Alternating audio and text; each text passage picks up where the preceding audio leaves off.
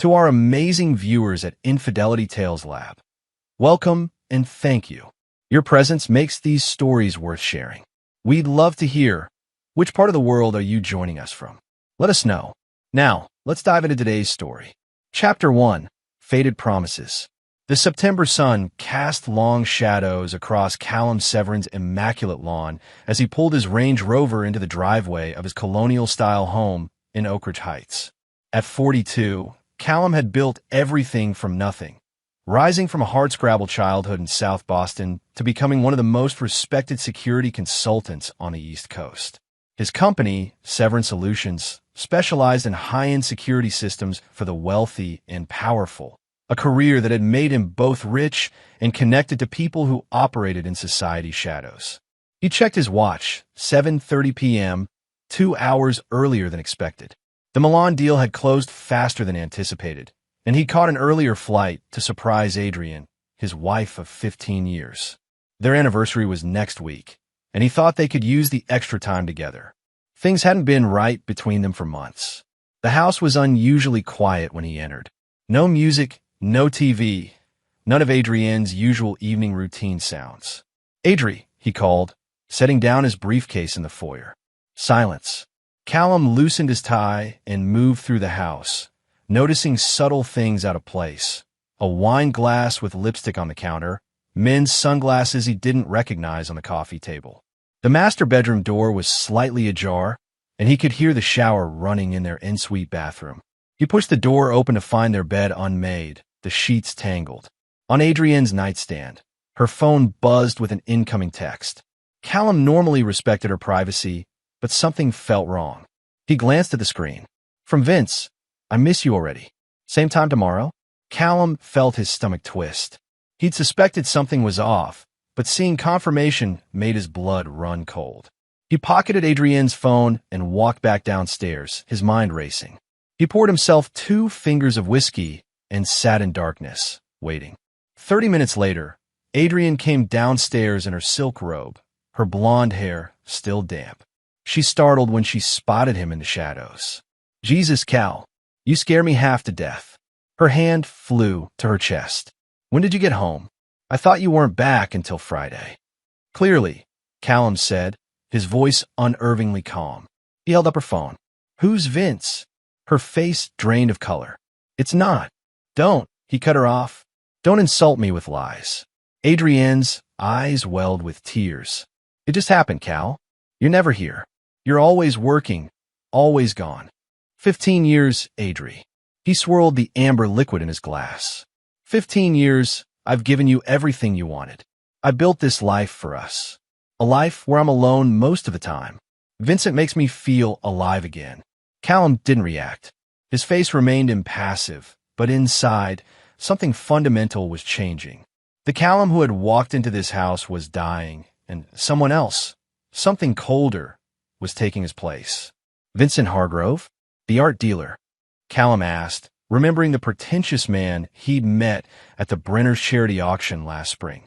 Adrienne nodded, her tears now flowing freely. "I didn't mean for it to happen." "How long?" "For months," she whispered. Callum nodded once, drained his whiskey, and stood. "I'm staying at the Archer tonight. I'll be back tomorrow to collect some things." "Cal, please, we can work through this," Adrienne pleaded, grabbing his arm. He looked down at her hand, then back at her face. His eyes were devoid of the warmth they'd always held for her. "The most dangerous mistake people make, Adri, is thinking they know me. Even you." He gently removed her hand. "You have no idea what you've done."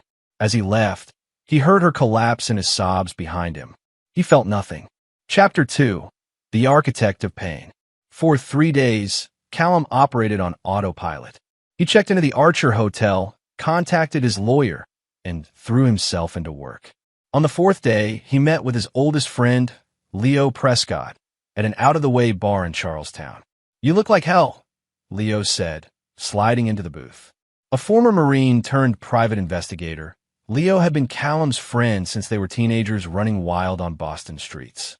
"I need your help," Callum said, pushing a folder across the table.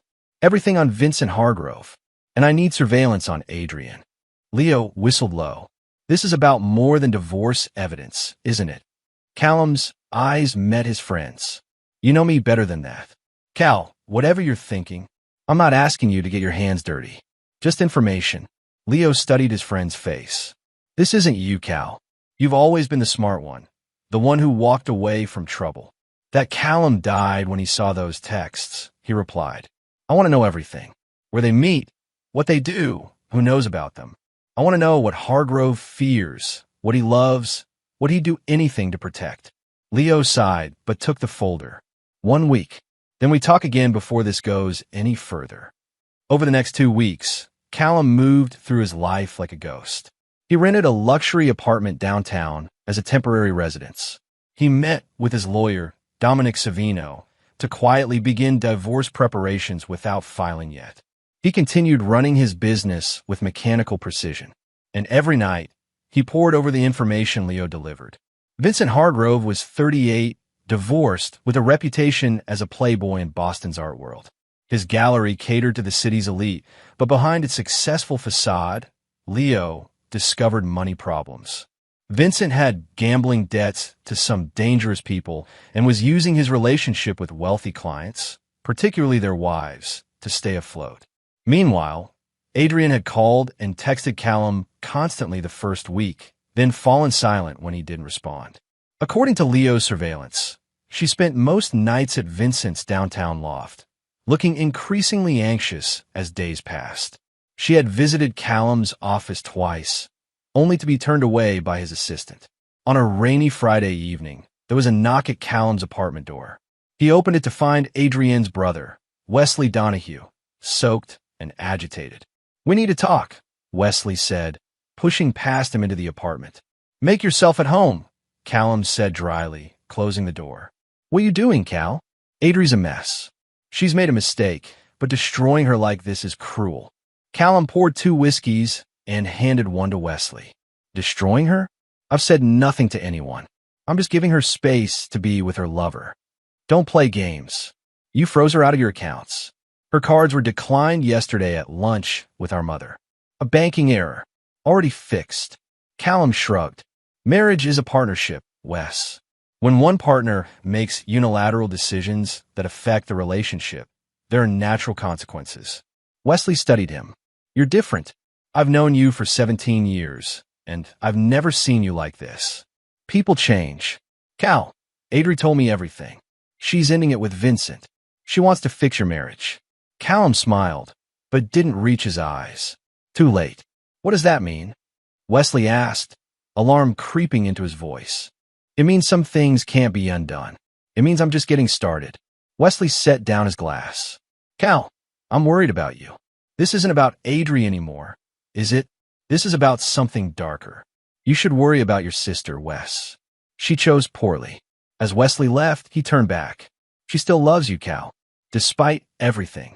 "That's her problem, not mine," Callum replied, closing the door. That night, Callum received a final report from Leo. Vincent Hargrove owed $375,000 to Alexei Petrov, a Russian with connections to organized crime in Boston. The debt was due in 3 weeks. Vincent was desperate, planning to sell several forged artworks to unsuspecting clients. Callum smiled for the first time in weeks. He had found his leverage. Chapter 3.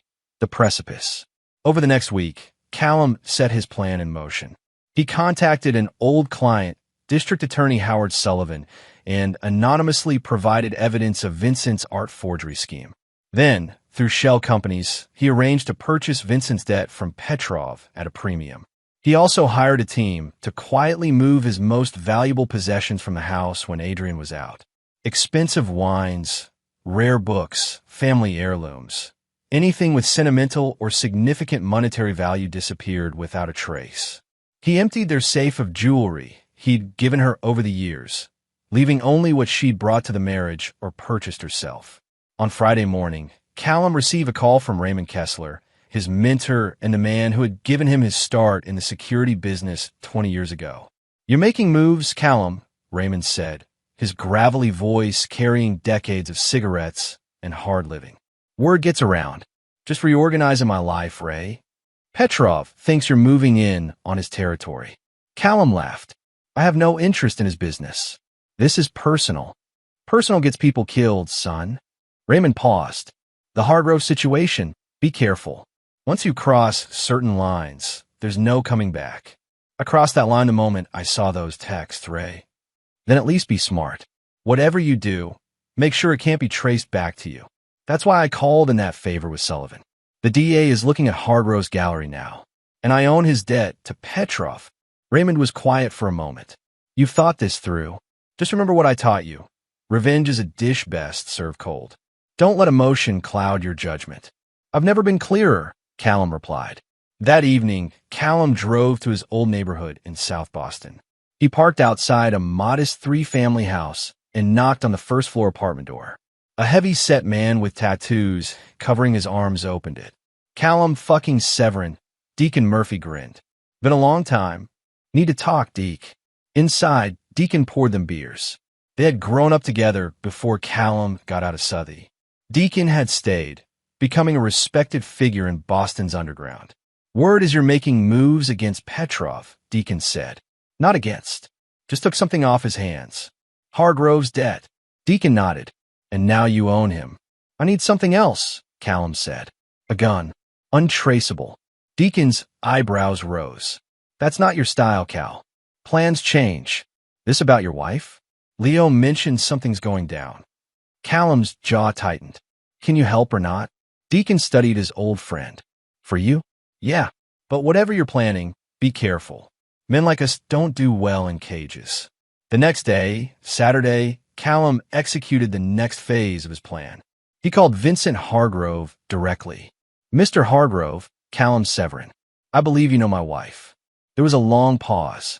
Mr. Severin, Save it. We have business to discuss. Your debt to Petrov is now mine, as is the evidence of your forgeries that's currently sitting on D.A. Sullivan's desk. What do you want? Vincent's voice trembled. Meet me tonight. My house, 8 p.m. Come alone. Tell no one, especially not Adrian. I can explain everything. 8 p.m. Don't be late. Callum hung up. That afternoon, Callum visited his house for the first time in weeks. Adrian wasn't home. Leo had confirmed she was getting her hair done, then meeting her friend Madeline for lunch. Callum went to the basement and set up what he needed, then waited. At 7:55 p.m., Vincent's Porsche pulled into the driveway. Callum watched from the window as the man sat in his car for several minutes, visibly nervous, before finally approaching the front door. Callum let him in, Vincent's normally confident demeanor replaced by anxious fidgeting. Have a seat. Callum gestured to the living room couch. Look, Callum. Can I call you Callum? This situation with Adrian is the least of your problems, Callum finished, handing Vincent a thick folder. Inside you'll find documentation of your debt to me, photographs of you with several forgeries, and statements from 2 of your suppliers willing to testify against you. Vincent paled as he flipped through the pages. What do you want? Money? I can sell the gallery. I want you to leave Boston. Tonight. Never contact Adrian again. Disappear. I can't just. You can and will. Otherwise, tomorrow morning, the DEA gets this folder and Petrov learns you're still in town with no intention of paying your debt. Vincent swallowed hard. She loves me, you know. We're planning a life together. Callum smiled coldly. No, she doesn't. And no, you're not. You don't know her like I do. I know she's been contacting divorce attorneys. I know she's been moving money from your joint account to a private one. Vincent looked surprised. Oh, she didn't tell you that part? Adrian's many things, but sentimental isn't one of them. Vincent's face hardened. You think you've won? You haven't.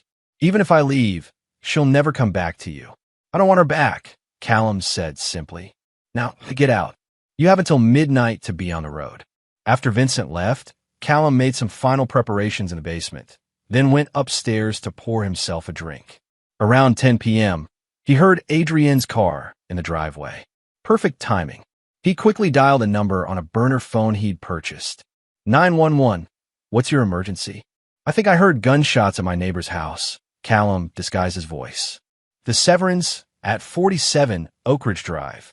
There was shouting before that. He gave a fake name and address when asked, then disconnected and quickly went to the basement to wait. 15 minutes later, he heard banging on the front door, followed by the authoritative voice of a police officer. He waited 5 more minutes, then purposefully made noise coming up from the basement. As he emerged into the hallway, he saw Officer Trent Rafferty standing in his foyer with Adrian, who looked confused and frightened. "Mr. Severin?" Officer Rafferty called. Callum feigned surprise. "Officer, what's going on?" "We receive a report of a disturbance at this address." "Gunshots." "Gunshots?" "No, nothing like that here." Adrian stepped forward. "Callum, what are you doing here?" "I thought—" "Sir," Officer Rafferty interrupted, speaking into his radio, "I need to check the premises. Standard procedure with these calls." "Of course," Callum agreed. "Though I just came up from the basement, and everything's fine down there." The officer nodded but headed toward the basement door anyway. Callum and Adrian stood in uncomfortable silence. "Why are you here, Cal?" she asked quietly. "It's still my house," he replied. "I came to get some clothes." Suddenly, Officer Rafferty's voice called up from the basement. "Mr. Severin, Mrs. Severin, you both need to come down here right now." They exchanged confused glances before heading downstairs. Officer Rafferty was standing near the washing machine, his flashlight illuminating something on the floor. Blood, a small pool of it, with smears leading toward the utility closet. "What the hell is this?" Adrian gasped. Officer Rafferty had his hand on his weapon. "I need to check that closet. Stand back, both of you." He cautiously approached the utility closet and pulled it open. Nothing. Callum feigned confusion. "I don't understand. That blood wasn't there earlier." Officer Rafferty's radio crackled. "Trent, we've got a situation at Lakeview Park. All units respond." "I'll need to call this in," the officer said, eyeing them both suspiciously. "Don't touch anything. I'll have forensics out here first thing tomorrow." After giving them instructions not to leave town, Officer Rafferty departed, leaving Callum and Adrian alone in the basement. "What is going on, Callum?" Adrian demanded, her voice shaking. "I have no idea," he lied smoothly. "I was just getting some clothes and—" His phone rang. He checked the screen, then answered. "Severin." "Sir, there's been an incident at your address," came Officer Rafferty's voice, following the script Callum had given him earlier. "Your wife is asking for you." "I'll be right there," Callum responded, hanging up and turning to Adrian with a confused expression. "Who was that?" she asked. "The police. They said there's been an incident here and you're asking for me." "What?" "But I'm right here, and the police just left." The doorbell rang, startling them both. "Stay here," Callum ordered, heading upstairs. He opened the front door to find Wesley standing there, visibly distraught. "Wes, what are you doing here?" Wesley was shaking. "You don't want to go in there, trust me," he said loudly, following the script Callum had provided when he'd called him an hour earlier, promising to explain everything later. From inside the house, Adrienne's voice called out, "Callum? Who is it?" She appeared in the hallway behind Callum, confusing Wesley. "Adri? But how?" Wesley started. Suddenly, from the basement came a woman's scream, a recording Callum had set up on a timer. "I did what I had to do. I had no other option." The voice wailed, a perfect imitation of Adrienne's voice created using AI technology. Adrian froze. That sounds like me." "Callum, what the hell is happening?" Callum's face remained impassive as he turned to her. "I don't know, Adri, but we're going to find out." He led her and a bewildered Wesley back down to the basement. The blood was still there, but now there was something new, bloody handprints on the wall leading to the utility room. "This wasn't here before," Adrian whispered, her face ashen. Callum moved toward the utility room door, which was now closed again. "Callum, don't," Wesley warned, grabbing his arm. Callum shook him off and opened the door. What they saw inside changed everything forever. A life-size mannequin dressed in Vincent's clothes sat propped against the wall, a gaping wound in its chest. Blood, fake but remarkably realistic, covered the floor. On the wall behind it, written in what looked like blood, "He deserved it." Adrian screamed, collapsing against Wesley. "What is this? What sick game is this?" Callum turned to her, his eyes cold. "This is just the beginning, Adri. Just the beginning." Chapter 4. Fractured Mirrors. The following morning, Callum sat in Dominic Savino's office, calmly explaining what had transpired at the house. "Let me get this straight," Dominic said, pinching the bridge of his nose. "You staged a crime scene in your own basement to terrorize your wife." "To send a message," Callum corrected. "There's a difference. The police were involved. Officer Rafferty is an old client. He owed me a favor. The 911 call was anonymous. The blood was corn syrup with food coloring. No crime was committed." Dominic leaned back in his chair. "And your goal was what, exactly?" "To destabilize Adrian. To make her feel what I felt.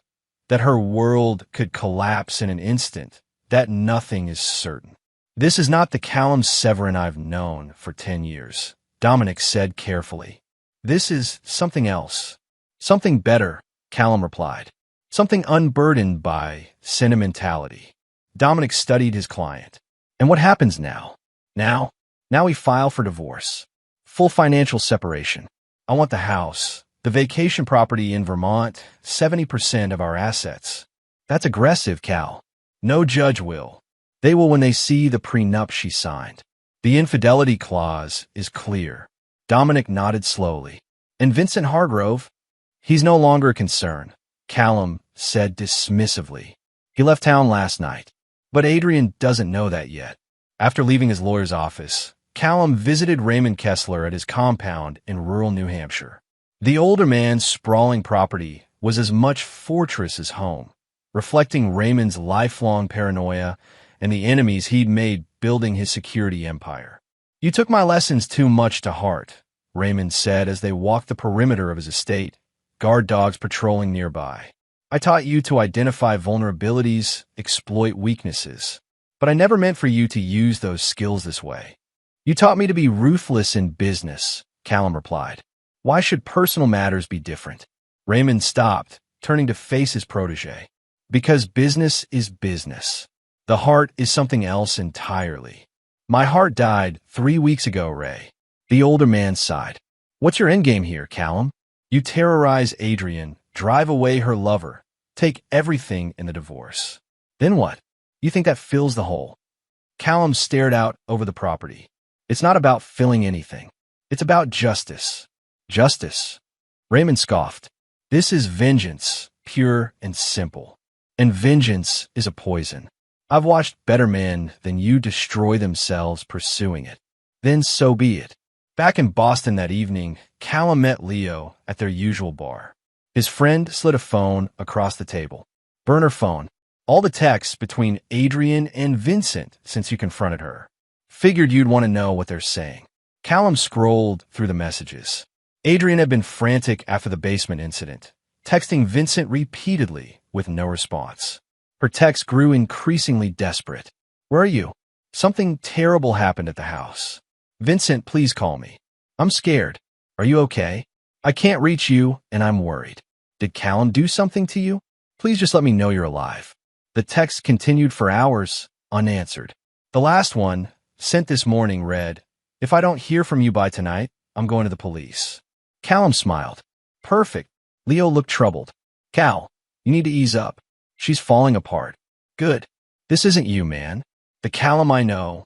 The Callum you knew was a fool who trusted too easily," he cut in sharply. "That man is gone." Leo shook his head. "What happened in that basement last night? Wesley's not talking. Just a little theatrical production. A taste of what's to come." "And what is coming, Cal?" Callum took a sip of his whiskey. "The complete dismantling of Adrienne's world. Piece by piece." Later that night, Callum returned to his apartment to find Wesley waiting in the lobby. His brother-in-law looked haggard, eyes bloodshot. "We need to talk," Wesley said as they rode the elevator up. "About last night." Inside the apartment, Callum poured them both drinks. "Adrienne's a wreck," Wesley said. "She can't reach Vincent. She thinks you've done something to him." "Have I?" Callum asked mildly. Wesley studied him. "I don't know anymore. That's what scares me." "Relax, Wes. Vincent's fine.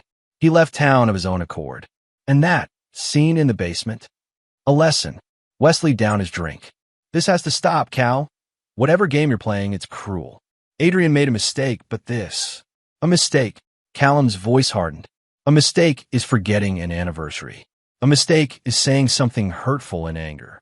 carrying on a 4-month affair with another man, bringing him into our home, into our bed. That's a choice, Wes. A deliberate, calculated choice. So what's your plan? Torture her psychologically until she breaks. Something like that. Wesley stood. I can't be part of this. Whatever happened to you, whatever switched inside you, I don't recognize you anymore. You never knew me, Wes. Not really. None of you did. After Wesley left, Callum checked his security cameras. He had installed them in the house years ago, a professional habit, and Adrian had never known about them.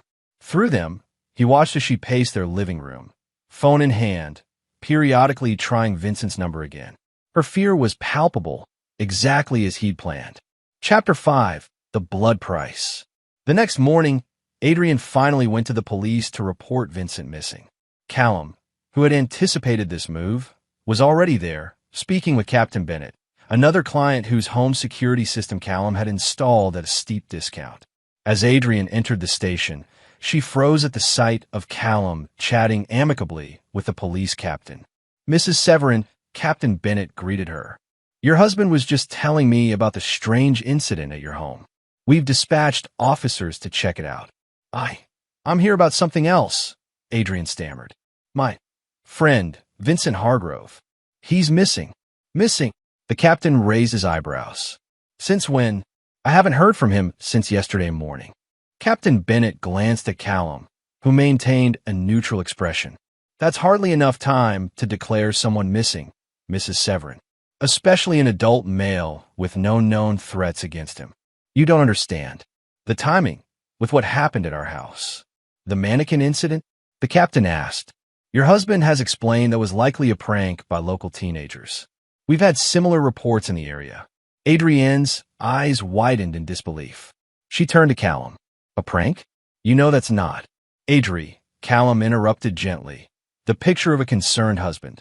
I know you're upset about everything that's happened, but jumping to conclusions isn't helping. She stared at him, speechless. Tell you what, Captain Bennett said. We'll take down Mr. Hargrove's information and keep an eye out. In the meantime, try calling his other friends, family, see if anyone's heard from him. Outside the station, Adrian confronted Callum. What did you do to him? Nothing, Adri. Vincent chose to leave. I don't believe you. Callum shrugged. Believe what you want. But ask yourself this. If he really loved you, would he disappear without a word when things got complicated? That afternoon, Callum met with their financial advisor, Bernard Walsh, to begin transferring assets. The prenuptial agreement Adrian had signed gave Callum significant leverage in case of infidelity, and he intended to use it fully. She'll fight this, Bernard warned, regardless of the prenup. Let her, Callum replied. I have documentation of the affair. Photographs, text messages, hotel receipts. Bernard looked uncomfortable. And Vincent Hargrove? What about him? What about him? There are rumors, Callum, about why he left town so suddenly. Callum's expression remained unchanged. People gossip, Bernard. Vincent had his own problems. That evening, Callum received a call from Leo. We've got a situation, Leo said without preamble. Adrian went to Vincent's gallery today. It was closed, but she made a scene, started shouting that you'd done something to him. His assistant called security. Perfect, Callum said. The more unstable she appears, the better for me. Cal, this is getting dangerous. She's spiraling.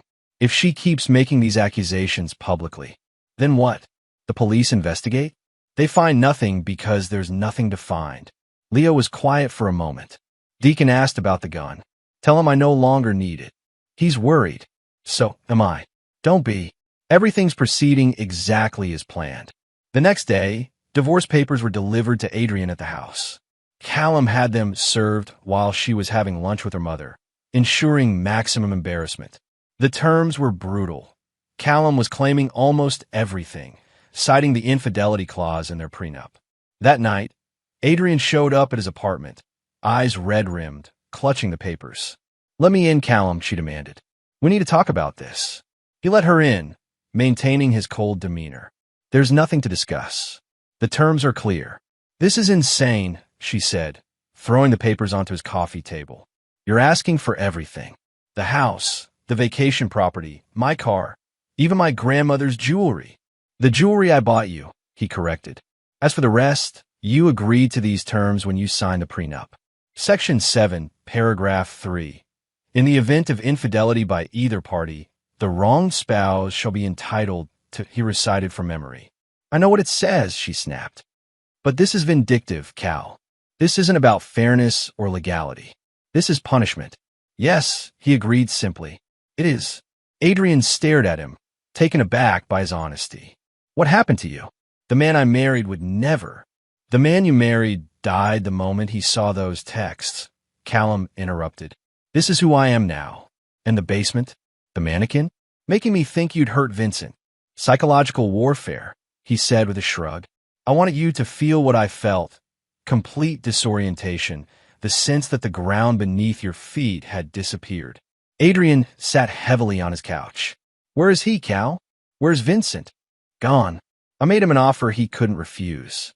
He chose self-preservation over you. The fight seemed to drain out of her. So all of this, the missing person report, me thinking it was all a game to you? Not a game. A lesson. And what lesson is that? Callum leaned forward. That betrayal has consequences.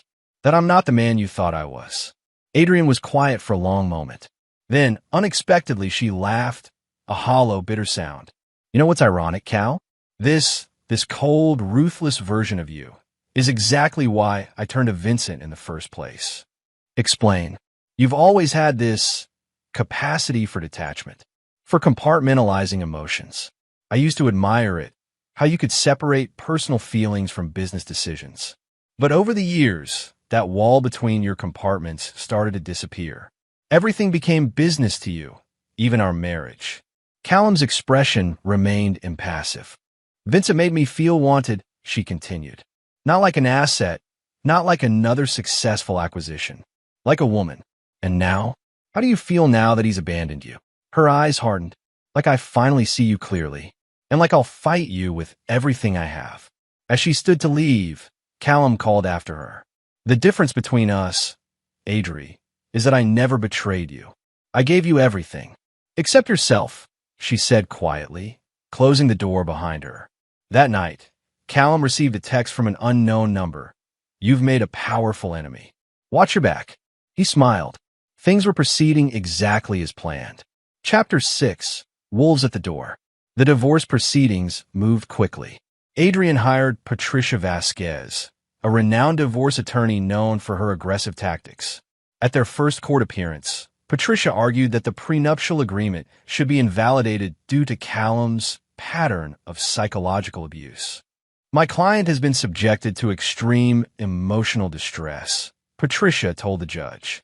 Mr. Severin staged a violent crime scene in their home to terrorize her.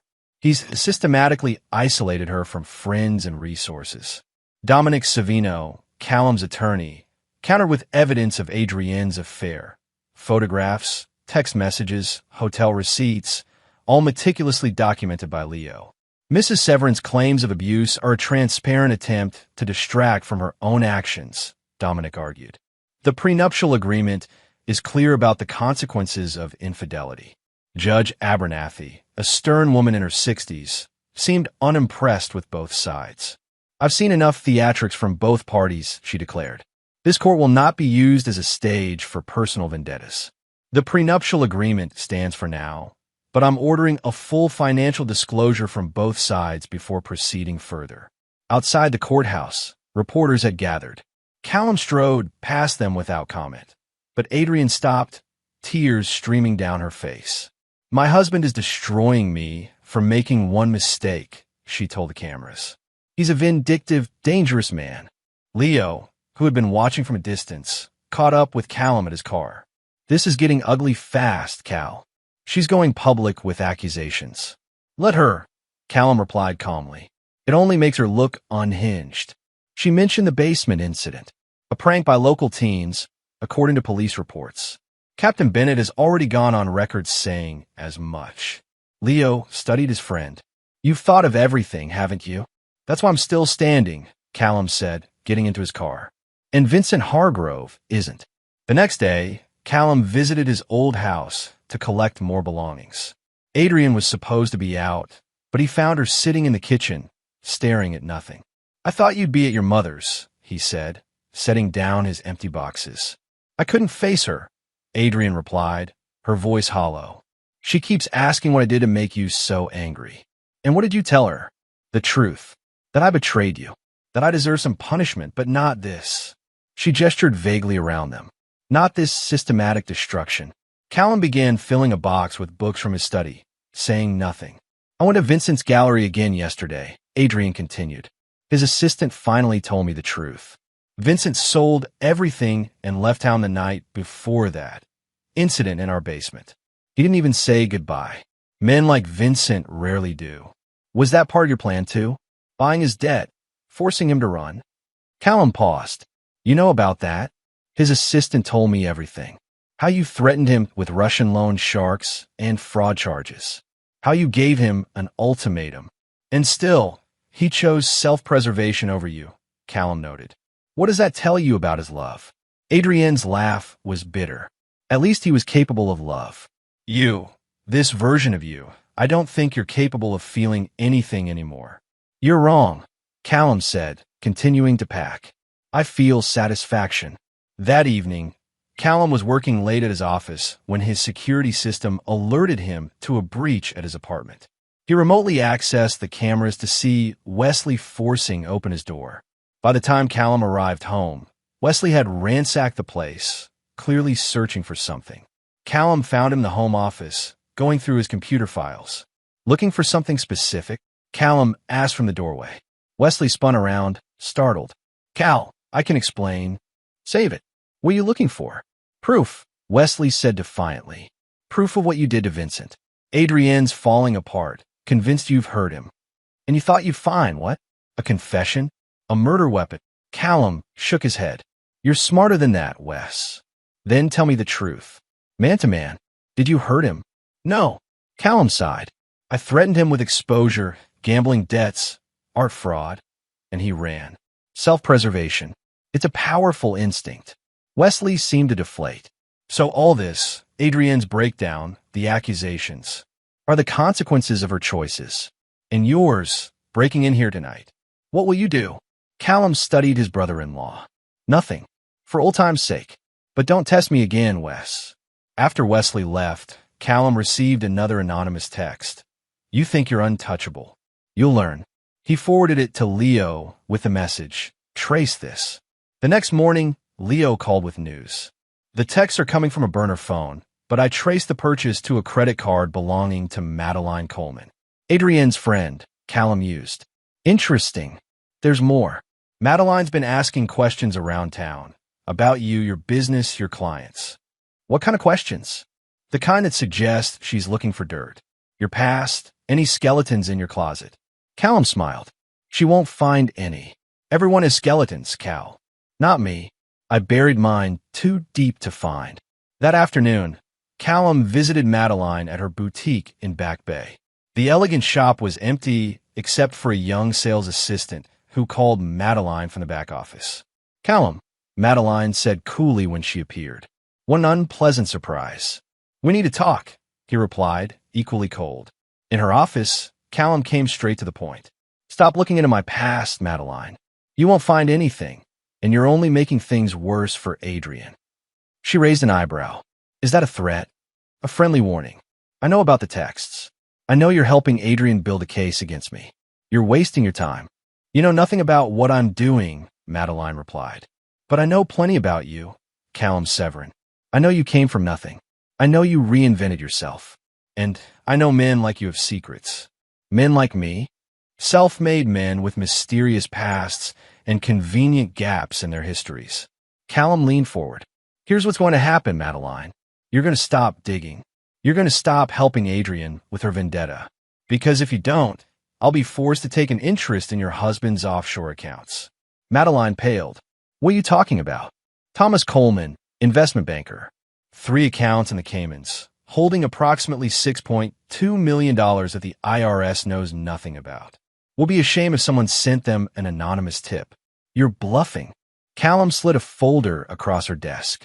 Inside were bank statements, transaction records, all the evidence needed to destroy Thomas Coleman's career and freedom. "How did you?" I have resources, Madeline. More than you can imagine. This is your only warning. As he turned to leave, she called after him. She loved you, you know. Despite everything. Callum paused at the door. Love is a luxury I can no longer afford. That night, Callum met Raymond Kessler at a private club downtown. The older man looked grim. You making waves, Callum? Dangerous ones. Meaning Adrienne's not the only one asking questions now. The FBI came to see me today.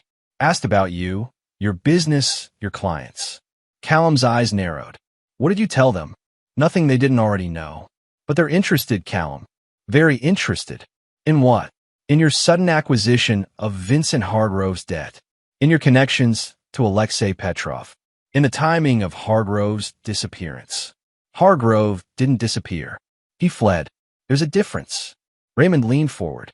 Listen to me carefully. You've let this vendetta consume you. It's affecting your judgment.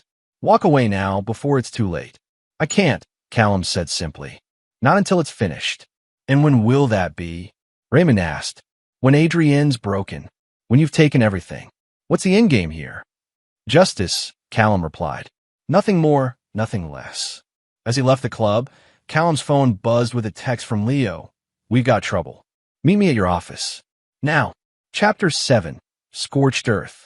Leo was waiting when Callum arrived at Severance Solutions headquarters, a converted warehouse in the Seaport District.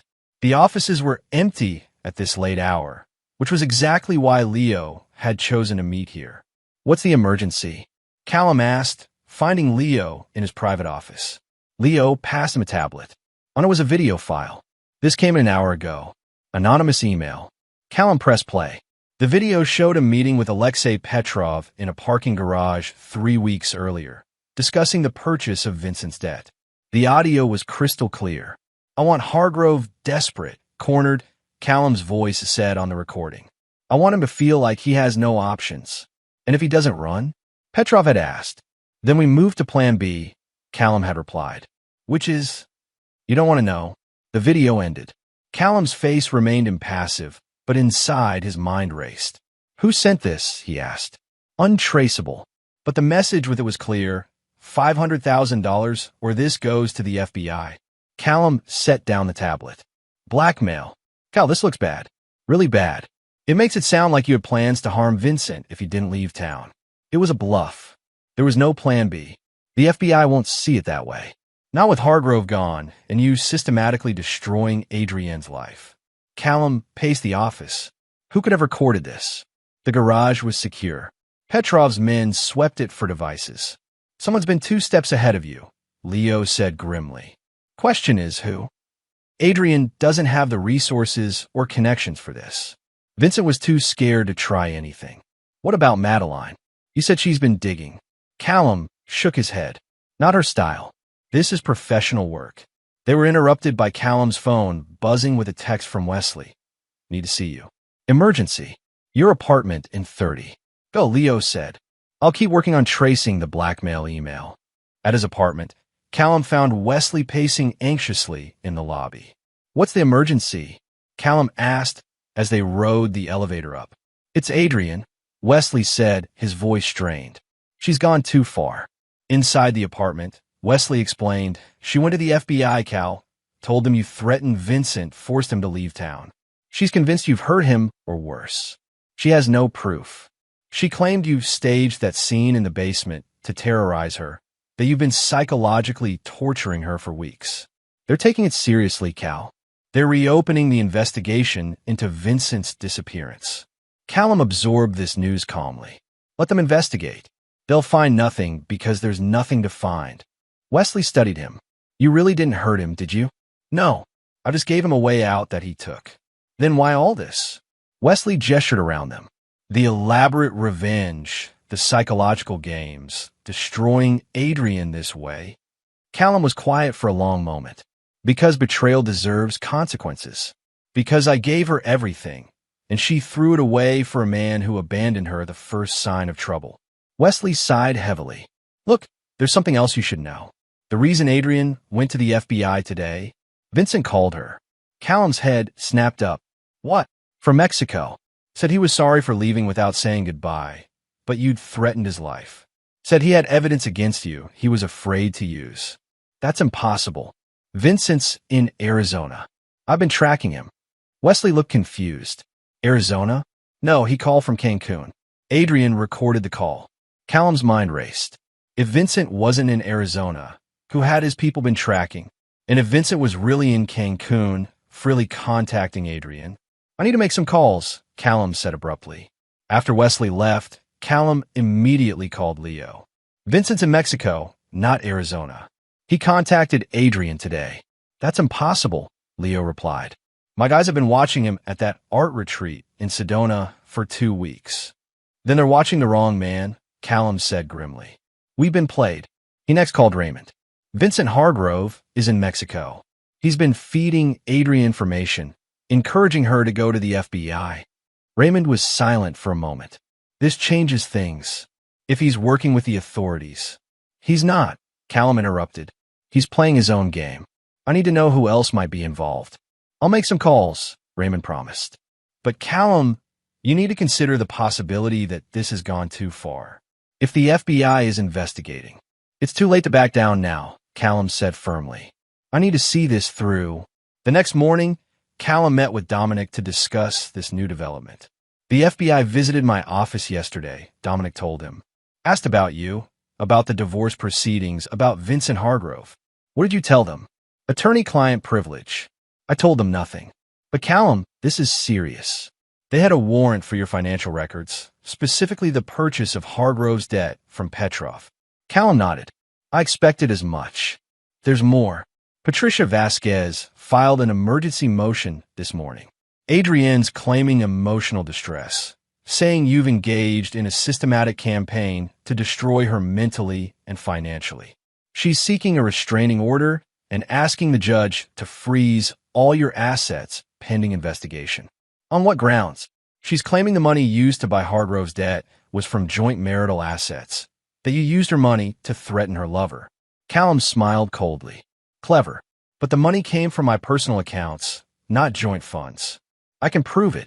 Dominic studied his client. You knew this was coming, didn't you? You've been 3 steps ahead this whole time. Not the whole time, Callum admitted. But enough of it. That afternoon, Callum received a call from an unknown number. He answered cautiously. Mr. Severin, came a familiar voice. Vincent Hargrove. I believe we have unfinished business. Vincent, Callum replied evenly.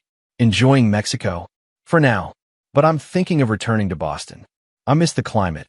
I wouldn't advise that. Vincent chuckled. No, I imagine you wouldn't. Tell me, how does it feel to be the one being hunted for a change? Is that what you think is happening? The FBI is building a case against you, Callum. Intimidation, harassment, financial crimes. All because you couldn't handle your wife finding someone who actually made her happy. Callum's voice remained steady. You abandoned her, Vincent. The moment things got difficult, you ran. What does that say about your love? I ran because you threatened my life. Vincent snapped. But I've been working with Adrian the whole time, helping her build a case against you. And the blackmail attempt? Was that you too? A pause. I don't know what you're talking about. Of course you don't, Callum said, unconvinced. What do you want, Vincent? The same thing you wanted from me. For you to disappear. Leave Boston. Leave Adrian alone. Or the FBI gets everything I have on you. You're bluffing. You have nothing. The video in the parking garage says otherwise. So it was Vincent behind the blackmail. Callum smiled to himself. You made one critical mistake, Vincent. And what's that? You assumed I care about consequences. Before Vincent could respond, Callum ended the call. He immediately called Leo. I need everything you have on Vincent's current location. Phone records, credit card traces, everything. Already working on it, Leo replied. But Cal, there's something else you should know. Your office was raided this morning. FBI. They took computers, files, everything related to your business with Petrov. Expected, Callum said calmly. What about the offshore contingencies? Untouched. They don't know about those accounts. Good. I need you to activate Protocol Lazarus. Leo was silent for a moment. You're sure? That's scorched earth, Cal. No going back. I'm sure. It's time to end this. Protocol Lazarus was Callum's ultimate contingency plan, developed years earlier for a worst-case scenario. It involved liquidating certain assets, activating dormant shell companies, and essentially creating a financial firewall that would protect his core holdings from any legal attack. That evening, Callum received a text from Wesley. Adrienne's been hospitalized. Nervous breakdown. She needs you, Cal. Despite everything. Callum stared at the message for a long time before deleting it unanswered. Instead, he drove to Raymond's estate in New Hampshire. The older man was waiting for him on the porch, drinking whiskey despite the cool evening air. I warned you, Raymond said as Callum sat beside him. I told you vengeance was a poison. It's not vengeance anymore, Ray. It's survival. Raymond studied him. What are you planning? The end, Callum said simply. One way or another. Chapter 8. The Phoenix Gambit. The next morning, the Boston Globe's front page carried the headline, Security Mogul Under Investigation. FBI probes Callum Severin for alleged threats, financial crimes. The article detailed the FBI's investigation, Adrienne's allegations of psychological torture, and Vincent Hargrove's claims of intimidation.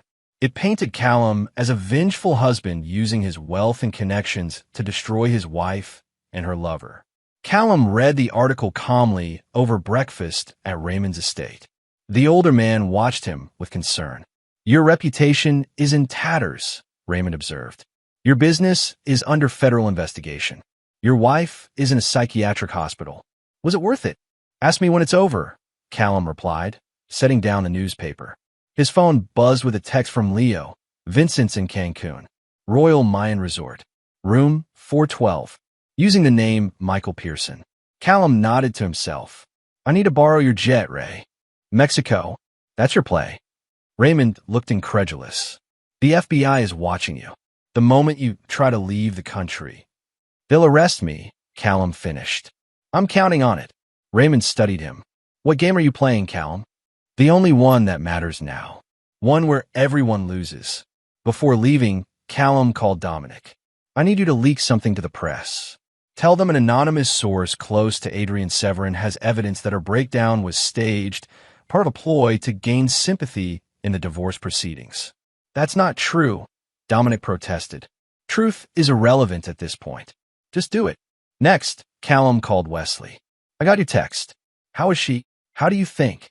Wesley snapped. She's sedated, Cal. The doctors say she's had a complete psychological break. She keeps saying you're going to kill her, that you've already killed Vincent. I'll be there soon, Callum promised, his voice uncharacteristically gentle. Don't bother. You've done enough damage. Trust me one last time, Wes. There's more to this than you know. After hanging up, Callum enacted the final phase of Protocol Lazarus. He transferred $10 million to a series of untraceable offshore accounts, liquidated several properties, and instructed his attorneys to prepare certain documents for delivery in the event of his arrest. By mid-afternoon, everything was in place. Callum drove back to Boston, fully expecting to be arrested upon arrival. Sure enough, as he approached the city limits, police cars surrounded his vehicle, lights flashing. FBI agent Diana Mercer approached his window. Callum Severin, you're under arrest for wire fraud, extortion, and making interstate threats. You have the right to remain silent. As they led him away in handcuffs, reporters swarmed the scene. Callum maintained his composure, his face expressionless as cameras flashed around him. At FBI headquarters, Callum was placed in an interrogation room. Agent Mercer and her partner, Agent Bowen, sat across from him. Dominic Savino had arrived to represent him. We have you on tape threatening Vincent Hargrove, Agent Mercer began, playing the parking garage video. We have financial records showing you purchased his debt from a known Russian criminal. We have testimony from your wife about your campaign of psychological torture. Callum remained silent, following Dominic's advice. Mr. Severin has nothing to say at this time, Dominic stated firmly. That's fine, Agent Bowen replied. We have plenty of evidence, including this. He slid a photograph across the table. Callum meeting with Deacon Murphy the night he'd asked about a gun. Deacon Murphy, Agent Mercer said, known arms dealer. Would you like to explain that meeting, Mr. Severin? Dominic intervened again. My client exercises his right to remain silent. The interrogation continued for hours, with the agents presenting piece after piece of evidence against Callum. Throughout it all, he remained impassive, almost serene. Finally, Agent Mercer slammed her hand on the table. "Enough games, Severin. Where's the gun you got from Murphy? What did you do with it?" For the first time, Callum spoke. "I'd like to make a deal." The agents exchanged surprised glances. "What kind of deal?" Agent Bowen asked cautiously. "Immunity from prosecution in exchange for information about Vincent Hargrove and Alexei Petrov." Agent Mercer scoffed. "You're not in a position to make demands, Severin." "I think I am," Callum replied calmly, "because what I know about Petrov's operation in Boston would justify a complete immunity deal. And what I know about Vincent Hargrove would interest you greatly." "We're listening," Agent Bowen said after a moment. "Not until I have immunity in writing, signed by the U.S. Attorney." They left him alone with Dominic, who looked bewildered. "What are you doing, Cal? They have enough to put you away for years." "Trust me," Callum said. "This was always the plan." 6 hours later, Agent Mercer returned with a signed immunity agreement. "This only covers the financial crimes and alleged threats," she clarified. "If we find evidence of violence against Hargrove or anyone else, all bets are off." "Understood," Callum nodded, signing the document. "Now talk," Agent Bowen demanded. Callum smiled. "Vincent Hargrove has been working with Alexei Petrov for years, laundering money through his art gallery. The gambling debts were real, but they were just a small part of their arrangement. Vincent sells forged artwork to Petrov's associates, helping them convert dirty money into legitimate assets." The agents looked skeptical. "You expect us to believe Hargrove is the real criminal here?" Agent Mercer asked. "I don't expect you to believe anything," Callum replied. "I expect you to investigate. You'll find everything you need on this." He nodded to Dominic, who produced a flash drive from his briefcase. Financial records, communications, evidence of at least a dozen forged artworks sold in the last 3 years. Agent Bowen took the drive. "And your wife? Was terrorizing her part of your plan to expose Hargrove?" Adrian knew nothing about Vincent's criminal activities. She was a pawn in his game, a way to access wealthy potential marks through our social circle. "So your revenge against her was real," Callum admitted, "but not in the way you think. I needed Vincent to believe I was consumed by vengeance, blinded by it. It was the only way to get close enough to gather the evidence you now have." The agents exchanged glances. "We'll need to verify all of this," Agent Mercer said. "Of course. In the meantime, I believe our agreement means I'm free to go." As Callum walked out of FBI headquarters that evening, Leo was waiting for him. "It worked?" Leo asked, falling into step beside him. "Perfectly," Callum confirmed. They took the bait. And now we proceed to the final phase.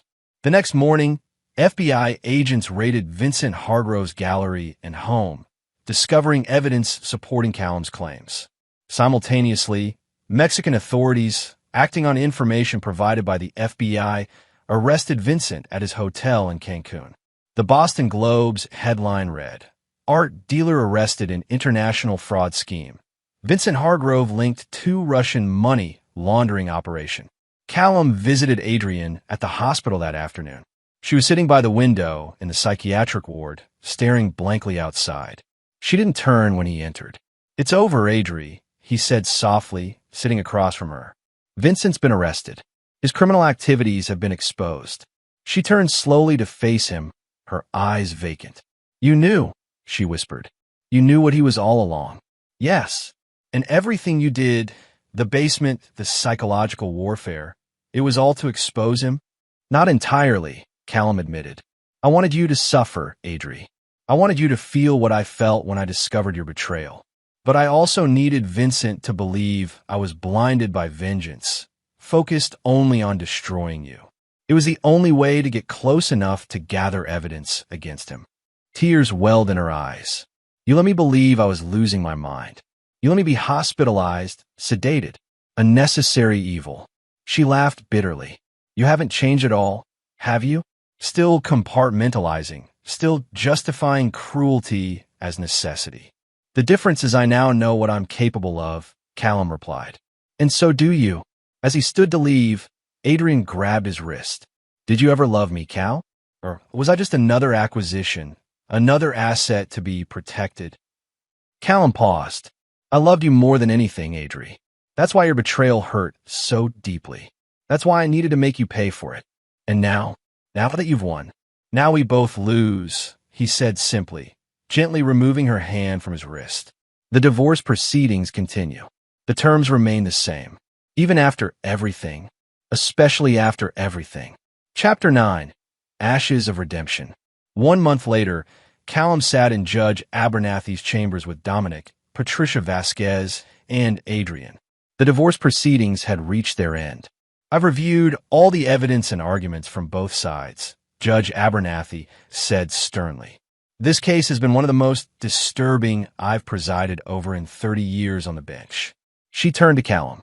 Mr. Severin, while your actions in exposing Mr. Hargrove's criminal activities were ultimately beneficial to law enforcement, your methods, particularly your psychological warfare against your wife, were cruel and unconscionable.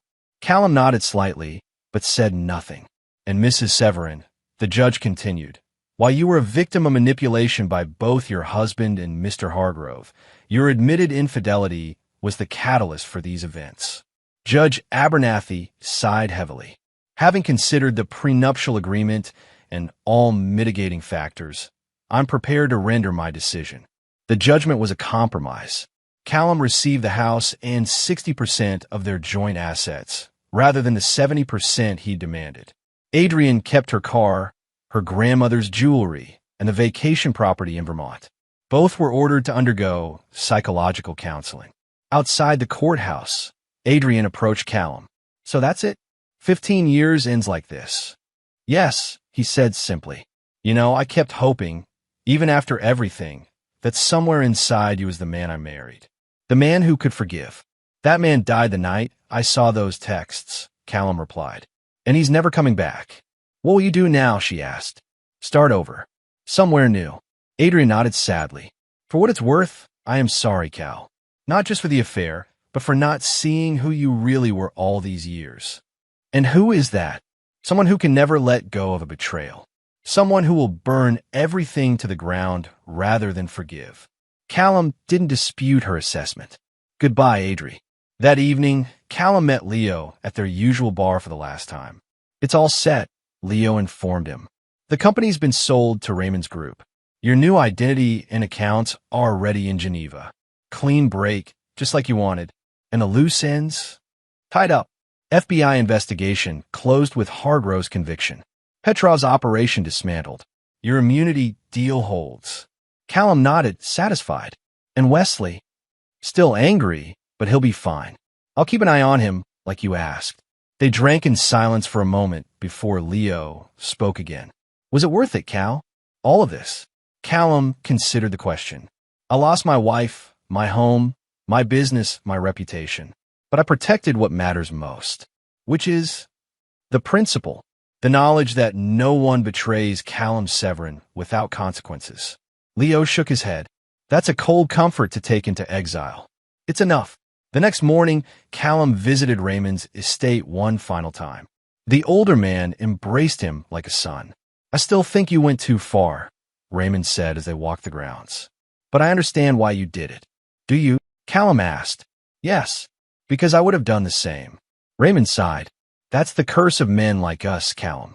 We can't let betrayal stand. We can't show weakness, even if it costs us everything. Not everything, Callum corrected. I still have what matters. Your pride, my self-respect. As Callum prepared to leave, Raymond handed him a small wooden box. A parting gift. Something to remember who you were. Inside was a photograph of Callum and Adrian on their wedding day, both looking impossibly young and happy.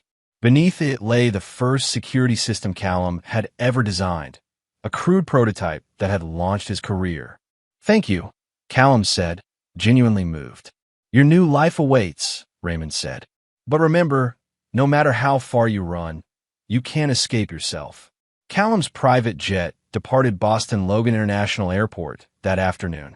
As the city receded beneath him, he reflected on the past few months. The pain, the rage, the calculated revenge. He felt no regret, no second thoughts. Only a cold satisfaction that justice, as he defined it, had been served. Vincent Hargrove would spend years in federal prison. Adrienne had lost the husband who had given her everything, the lover who had promised her excitement, and the social standing she had cultivated for 15 years. And Callum himself had lost the life he had built, but preserved the principle that had always guided him. Betrayal must have consequences. His phone buzzed with one final text from Leo. Wesley's asking questions. Says he knows what really happened. Be careful. Callum smiled to himself. Wesley could ask all the questions he wanted. The truth was buried too deep for anyone to find now. As the plane crossed the Atlantic, Callum Severin died on paper, and Alexander Pierce was born. A new name, a new life, a new beginning. But underneath it all, he remained unchanged, a man who never forgave, never forgot, and never showed mercy to those who betrayed him. The sun set over the ocean as Callum opened his laptop and began planning his next venture. The past was behind him now, reduced to ashes by his own hand. From those ashes, like a phoenix, he would rise again, colder, harder, and more ruthless than before. After all, that was the man he had always been beneath the carefully constructed facade. Adrienne had simply been the one to finally reveal him to himself. And for that, at least, he could almost thank her. Almost, but not quite. Because Callum Severin never forgave. Not anyone. Not ever. And there you have it. Another story comes to an end. What did you think? I'd love to hear your thoughts in the comments below. If you enjoy this story, consider joining our community by subscribing. It means the world to us. For more stories like this one, check out the recommended videos on screen. And I'll see you there. Welcome back to another story on Infidelity Tales Lab. Before we begin, tell us, where in the world are you watching from? Now, let's dive into today's story. Chapter 1, The Foundation. Lance French checked his watch as he locked up the downtown office of French Security Consultants. 11:30 p.m., later than usual, but the Morrison contract required his personal attention. At 42, Lance had built his firm from nothing after leaving military intelligence 8 years ago. His reputation for solving impossible cases, tracking corporate spies, preventing kidnappings, exposing fraudulent schemes, had made him both wealthy and formidable. His phone buzzed. Tommy's surgery confirmed, 7 a.m. tomorrow, read the text from his ex-wife, Bethany Lyon. Their 10-year-old son needed a routine tonsillectomy at Mercy General. Nothing serious, the doctors assured them, but Bethany's anxiety had been palpable all week. Lance and Bethany had divorced 3 years ago, not from hatred, but from incompatibility. She'd wanted a husband who came home at 5. He'd been wired for a different kind of life. They'd remained cordial, even friendly, putting Tommy first in everything. Lance saw his son every weekend, every holiday, and any weeknight he could manage.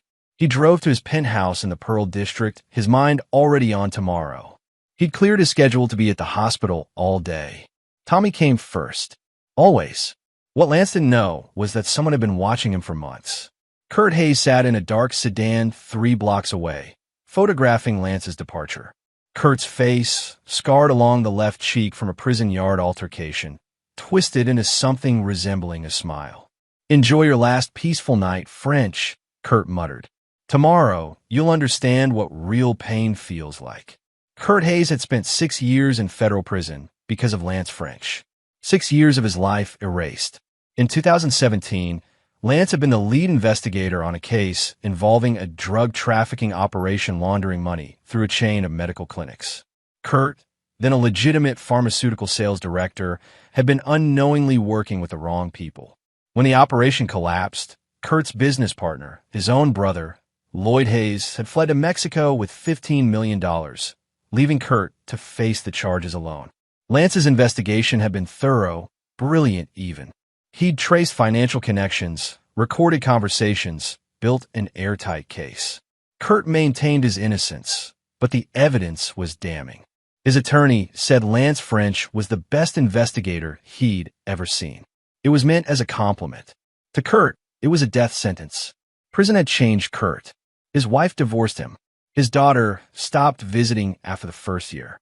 His career, his reputation, his entire life obliterated. And while Lance French built his empire, Kurt had plotted his revenge. The plan had taken 2 years to develop. Kurt needed something that would destroy Lance not physically, but psychologically. He needed to shatter the man's world, make him feel powerless, make him suffer in ways that would leave permanent scars. Then Kurt discovered Tommy French, the weak point in Lance's armor. Through a contact, Kurt had learned about Tommy's scheduled surgery. Through another contact, a nurse named Pearl Bonner who owed money to the wrong people. He'd gained access to information he shouldn't have. Pearl was weak, desperate, and when Kurt offered to clear her debts in exchange for a simple favor, she'd agreed without understanding the full picture. Tomorrow morning, Kurt's plan would begin, and Lance French would learn that being the best investigator in the country meant nothing when someone targeted the one thing he loved more than his own life.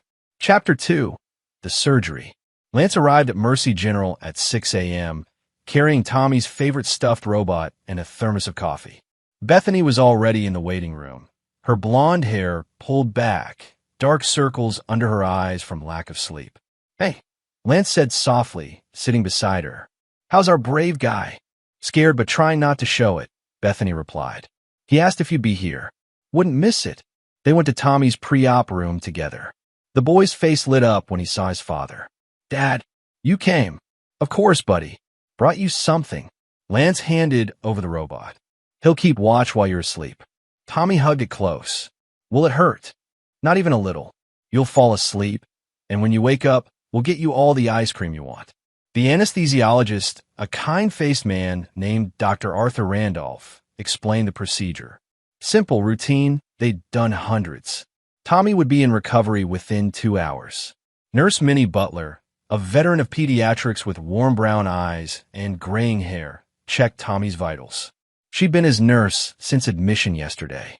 "You're going to do great, sweetheart," she told Tommy, but Lance noticed something. Her hands trembled slightly as she adjusted the 4-line. At 7:15, they wheeled Tommy toward the operating room. Lance squeezed his son's hand. "See you soon, champ." The surgery began at 7:30. Lance and Bethany settled into the surgical waiting area, that purgatory of uncomfortable chairs and old magazines where parents counted minutes like prisoners counting days. Lance tried to read case files, but couldn't concentrate. Bethany paced. An hour passed, then 90 minutes. At 9:45, Dr. Randolph emerged, still in his surgical scrubs, smiling. Everything went perfectly. Tommy did great. He's in recovery now, still sleeping. You can see him in about 20 minutes. The relief was physical, a weight lifting from Lance's chest. Bethany actually cried. They hugged awkwardly, bonded by the love they still shared for their son, even if they couldn't make a marriage work. Tommy was transferred to his private room on the 4th floor at 11 a.m. Still groggy from anesthesia, he managed a weak smile when he saw his parents. Nurse Minnie Butler settled him in, checking monitors, adjusting pillows. Her hands still trembled. "Are you all right?" Lance asked her quietly. "Fine, just long shift," she replied, not meeting his eyes. "He'll sleep most of the afternoon. You folks should get some lunch." But Lance noticed she kept glancing at her phone. Nervous energy radiated from her like heat. Bethany went to the cafeteria around 1 p.m. Lance stayed, sitting beside Tommy's bed, watching his son sleep. The boy looked so small in the hospital bed, vulnerable in a way that made Lance's protective instincts surge. His phone buzzed. A text from an unknown number. "You took 6 years from me. Before midnight, you'll understand what loss really means." Lance's blood went cold. He checked the number, burner phone, untraceable. He immediately thought through everyone he'd put away, everyone who might want revenge. The list was long, too long. He forwarded the text to his head of security, Travis Morales, with a simple message: "Trace this. Run security on Bethany and Tommy. Now." Then he stood and walked into the hallway, scanning faces, looking for threats. Nothing obvious, but the threat was real. Someone was coming for his family. He returned to Tommy's room. The boy was still sleeping peacefully. Lance sat back down, but now he was fully alert, every sense heightened. He'd spent years hunting predators. Now he was prey. Except Lance French had never been good at playing defense. If someone wanted a war, he'd give them one they'd never forget. Chapter 3. The Nightmare. At 11:40 p.m., Lance jerked awake in the chair beside Tommy's bed. He'd dozed off despite his intentions to stay vigilant. Bethany had gone home hours ago to get rest. The fourth-floor pediatric wing was quiet, just the soft beep of monitors and the whisper of ventilation. His phone was ringing. Nurse Minnie Butler. Mr. French. Her voice was barely above a whisper, trembling with fear. Please come to the nurse's station. Alone. Quietly. Don't let anyone see you.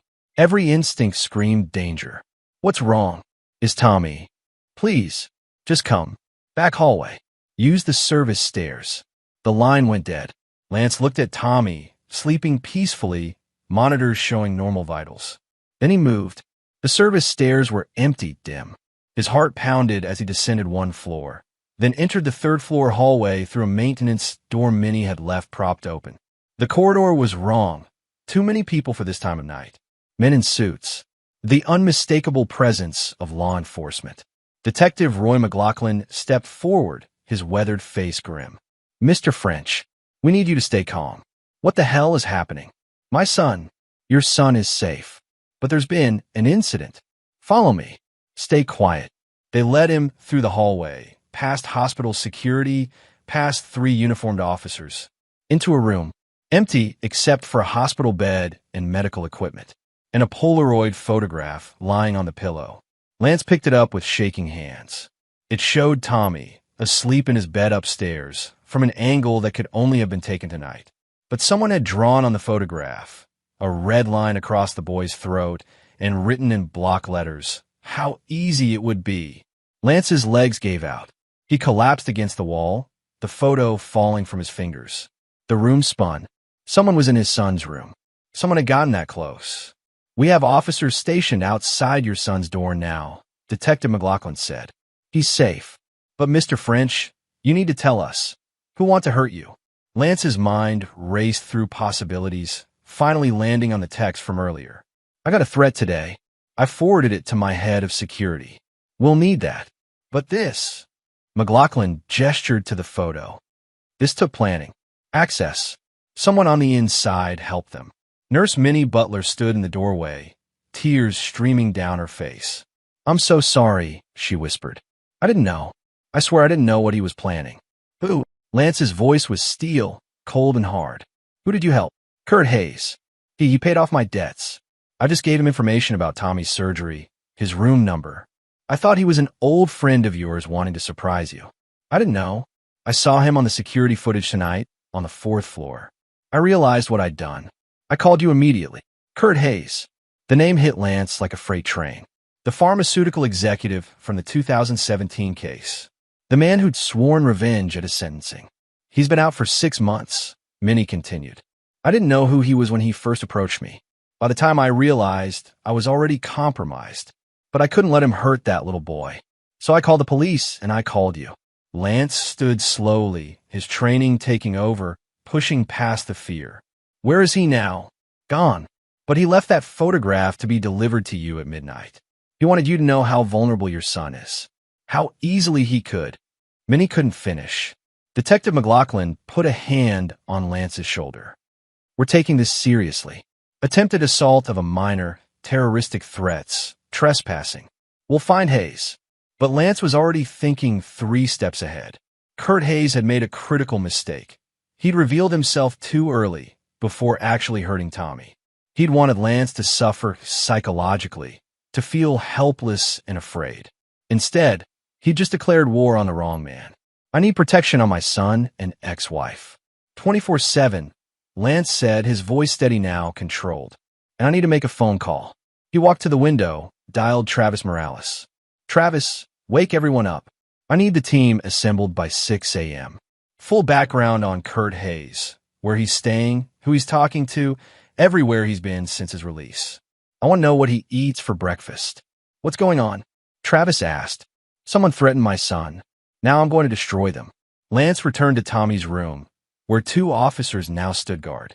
His boy was still sleeping, unaware of how close danger had come. Lance sat beside the bed, taking Tommy's small hand in his. "I promise you," Lance whispered, "no one will ever threaten you again." By morning, the hospital had added security. Bethany arrived at 7, terrified when Lance explained what had happened.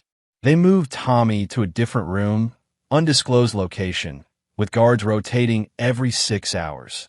But Lance knew this was just the beginning. Kurt Hayes had made his move. Now it was Lance's turn. Chapter 4. The Investigation. Lance's conference room at French security consultants looked like a war room. 6 monitors displayed information on Kurt Hayes. Travis Morales, his head of security and former Army Ranger, coordinated the team. Joining them was Alan Walters, Lance's best data analyst, and Rachel Stewart, a former FBI profiler Lance had recruited 2 years ago. Kurt Hayes, age 47, released from federal prison 6 months ago, Alan began pulling up files. He's been living in a halfway house downtown, working as a warehouse clerk at Morrison Medical Supply. Lance's head snapped up. "Morrison? That's my client. The contract I just finalized." "Not a coincidence," Rachel said, studying Hayes's prison psychological evaluation on her screen. "He's been planning this since before his release. Getting a job at Morrison gave him proximity to you, access to information about your schedule and clients." Travis pulled up surveillance footage. "Here's Hayes leaving Morrison yesterday at 4 p.m. We tracked him to a storage unit facility in Northeast Portland. He rented Unit 47 under a false name 3 months ago." "What's in it?" Lance asked. "Don't know yet, but we got the gate code from their security company. We can find out tonight." Lance studied Hayes's face on the screen. Older, harder than the pharmaceutical executive who'd stood trial 7 years ago. Prison had carved something vicious into his features. "The nurse, Minnie Butler, she's cooperating fully with police," Travis continued. "Says Hayes approached her 2 months ago at a gambling support group. She was $60,000 in debt to loan sharks. Hayes paid it off in exchange for information and access."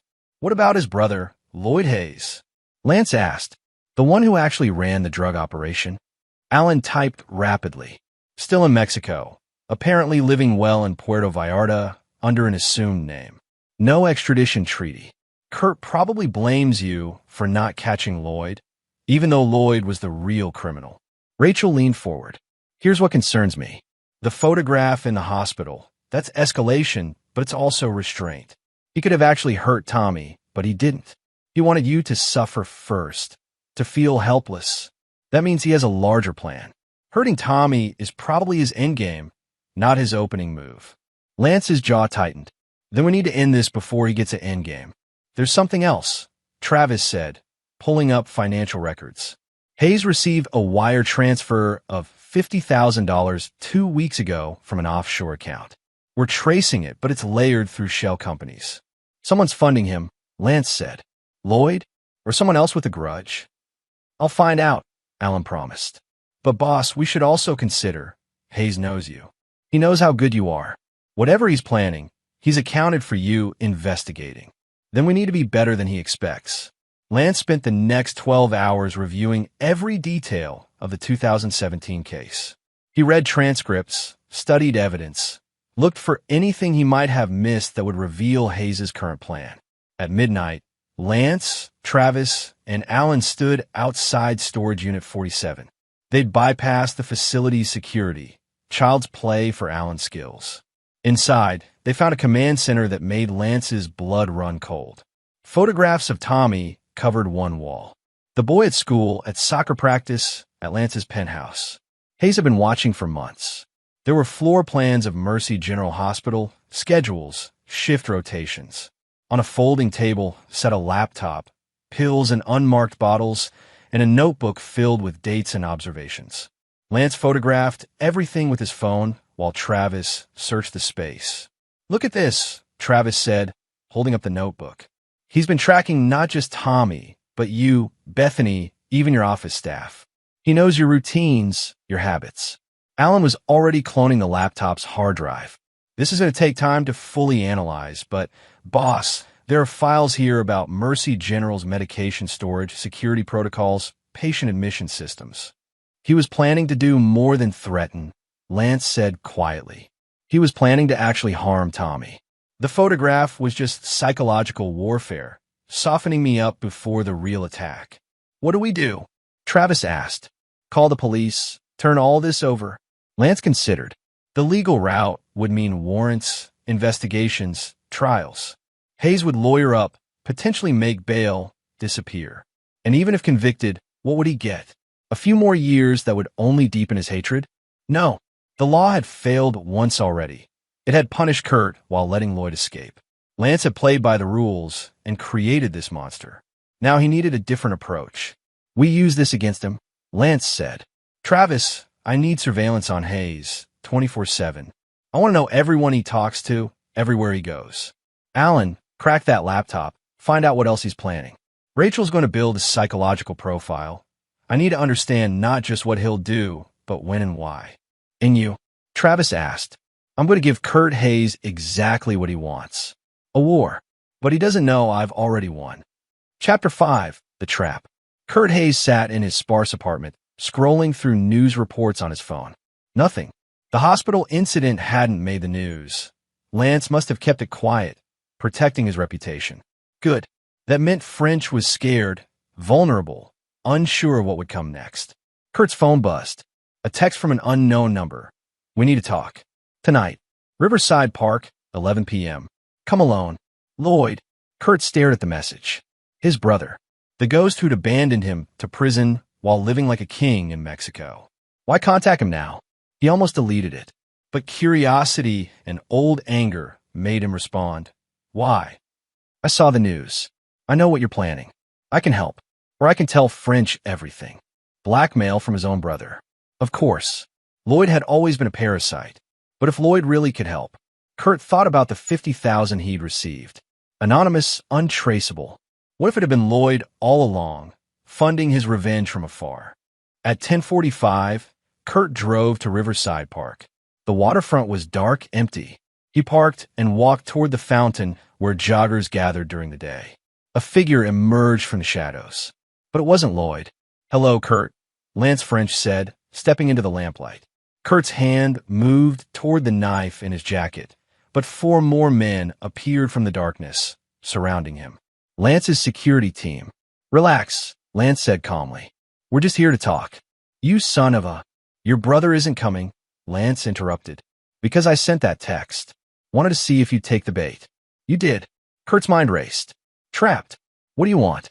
To understand why. Why target my son? I investigated a case, Kurt. I did my job. Your brother was the criminal, not me. You destroyed my life, Kurt shouted. My wife, my daughter, my career, all gone because you were too good at your job. You couldn't just be mediocre. You had to be brilliant. Build your perfect case. Make it impossible for me to defend myself. Because you were guilty of working with criminals, even if unknowingly. The evidence proved it. Lloyd set me up. He used my credentials, my accounts, and when it all collapsed, he ran. But you? You never looked for him. You were satisfied putting me away while the real monster escaped. And there it was. The core of Hayes's rage. Not just at his own conviction, but at Lloyd's freedom. I did look for Lloyd, Lance said quietly. For 2 years after your trial. Every lead went cold. He covered his tracks well. Not well enough, Kurt sneered. I know where he is. I've always known. Lance stepped closer. Then why haven't you gone after him instead of my innocent son? Because he's already living in paradise. Prison wouldn't hurt him the way it hurt me. But you? You have everything I lost. Family, reputation, success. I wanted you to lose it all, piece by piece, starting with what you love most. You made one mistake, Lance said. You told me your plan before executing it. That photograph? It warned me. Now I'm 3 steps ahead of you. Kurt laughed bitterly. You think you've won? This is just the beginning. You can't watch Tommy forever. Eventually, there'll be a moment, and You'll what? Lance's voice turned to ice. Hurt a child to get revenge on me? That makes you worse than your brother. At least Lloyd only destroyed adults. I don't care anymore. I have nothing left to lose. That's where you're wrong, Lance said. You're going to have something very important to lose. Your freedom. Again. Travis stepped forward with the phone, playing a recording. Kurt's own voice, You can't watch Tommy forever. Eventually, there'll be a moment, and I'll hurt him. Recorded threat against a minor, Lance said. Along with the evidence we found in your storage unit, you're going back to prison. But here's what's interesting. I'm giving you a choice. Kurt's face paled. What choice? Help me find Lloyd. Give me everything you know. In exchange, I'll testify at your trial that you cooperated, showed remorse. Maybe the judge gives you 10 years instead of 20. You'll be 60 when you get out. Still have some life left. Why would you want Lloyd? Because he's the real villain in this story. You're just a victim who became a monster. Lloyd? He was born one, and I don't leave jobs unfinished. Kurt stood silent, processing. Then, what about my daughter? Emma. She's 16 now. I haven't seen her in 6 years. If I cooperate, will you? Could you help me reconnect with her? Lance studied him. If she wants to see you, I'll facilitate it. But Kurt, here's the deal. You hurt children to get revenge, and I'll make sure you never see daylight again. You help me catch the man who actually destroyed your life, and maybe you get a second chance at being human. I want to see Emma first. Proof you can deliver. Agreed. But you were a tracking anklet until this is over. And if you even think about approaching my son again, the deal is off. Kurt nodded slowly. Lloyd is in Puerto Vallarta. He changes his name every few years, but I have his contact information. He's still in the pharmaceutical business, black market, supplying cartels with medical supplies, precursor chemicals. Write it down. Everything. As Kurt began writing in a notebook Travis provided, Lance felt the first piece of his counterplan clicking into place. He'd turned Hayes from enemy to asset. Now he'd use that asset to catch the bigger fish. But he wasn't naive. Kurt Hayes was dangerous, unstable. This cooperation was temporary, strategic. When it was over, Kurt would answer for threatening Tommy.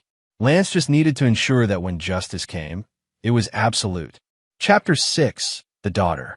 Emma Hayes was 16, living with her mother in Seattle.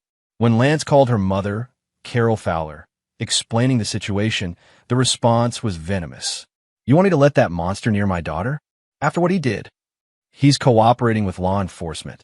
Lance explained carefully. I'm offering supervised contact, 15 minutes at a neutral location.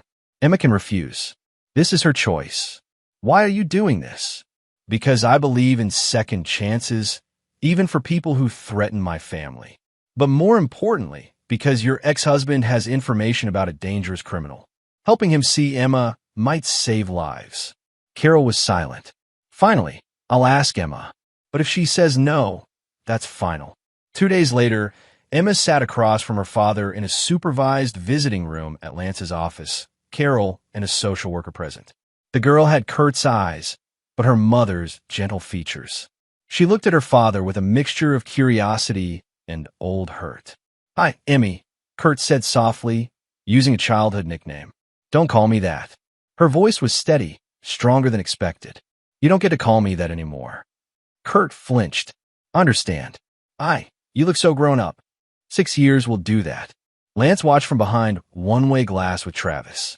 Rachel, the profiler, stood beside them, analyzing. She's processing abandonment, anger, but also residual love, Rachel narrated quietly. She wanted him to be innocent, to have a good reason for disappearing from her life. Now she's old enough to understand he was guilty, and that's a hard truth to reconcile. In the room, Emma spoke. Mom says you're helping catch Uncle Lloyd. Is that true? Kurt nodded. Lloyd destroyed our family. He used me, then left me to take the blame. I was angry at the wrong people for a long time. I did terrible things, Emmy. Things I'm ashamed of, like threatening someone's kid. Emma's voice cut sharp. Mr. French told me everything. You were going to hurt a little boy, someone my age, when you went away. Kurt's eyes filled with tears. I was wrong. So wrong. I thought revenge would make me feel better, fill the emptiness, but just made me more empty. Then why did you do it? Because I'm weak. Because prison made me hard, angry. Because I blamed everyone except the person really responsible, myself. I chose to work with the wrong people. I chose not to ask questions when things seemed suspicious. Lloyd pulled the trigger, but I loaded the gun. Emma was crying now, too. I missed you so much. Every birthday, every school play, I wanted you there.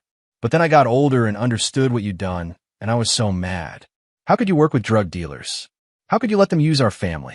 I didn't know. Yes, you did. Emma's voice rose. Maybe not at first, but eventually you knew something was wrong, and you looked the other way because the money was good. Don't lie to me, Dad. Not anymore. The room fell silent. Kurt sat with his head in his hands. Finally, he looked up. You're right. I knew. Not everything, but enough that I should have walked away. I was greedy and stupid, and it cost me everything, including you. Emma wiped her eyes. Mr. French says if you really help, you might get a reduced sentence. 10 years instead of 20. That's the deal. I'll be 26 when you get out. Maybe married, maybe with kids of my own. Kids you'll never really know. I know, but Emma took a shaky breath. Maybe I'll visit.